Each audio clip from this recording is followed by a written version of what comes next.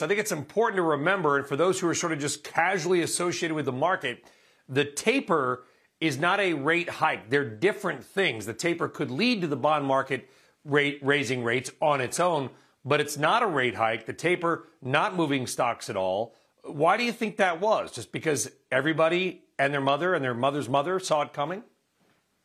Yeah, I think it's down to the Fed's communication on this one. There was a lot of concern that we would have a repeat of 2013's taper tantrum, and that hasn't happened at all. Stocks reached new highs. After the announcement, bond yields hardly budged. The Fed didn't surprise anyone with its announcement that it will start tapering bond purchases by $15 billion a month. Now, they've committed to that for November and December. They haven't committed to that further on, so they can reassess from January onwards and accelerate it or decelerate it, depending on what's happening with inflation, the labor market, and growth. But I think also, aside from the taper announcement, there were a few interesting nuggets in yesterday's press conference.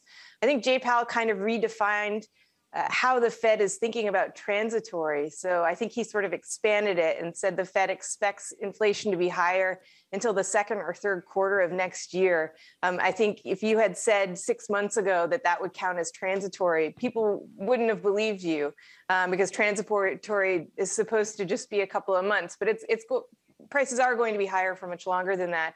And also, Jay announced, how much we don't know about the labor market, given what the economy has gone through, which really underscores the Fed's patience on rate hikes. So while the Fed has announced tapering and will start tapering, it'll take a lot longer, I think, for rates to go up.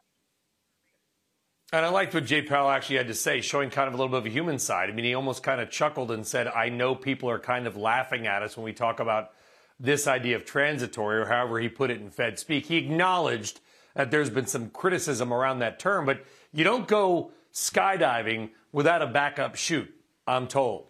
And the Fed, to your point, gave themselves an out. There's a long gap between December 5th, or whenever the meeting is, and the next one, which is the end of January, so almost 2 months where they could change their mind. Yeah, that's right. So they have plenty of flexibility baked into this taper plan, which I think is smart because, as Jay highlighted, we've never been through this before in economic terms.